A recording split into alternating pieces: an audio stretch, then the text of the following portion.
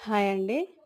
ఈరోజు నేను dress neck ఎలా వేసుకోవాలో చూపిస్తాను.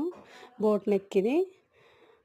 ఈజీగా వేసుకోవాలంటే మనము బ్లౌజ్‌కి గల్లా వేస్తాం కదా! క్రాస్ పీసెస్ అలా కట్ చేసుకొని జాయింట్ చేసుకోండి ఫస్ట్.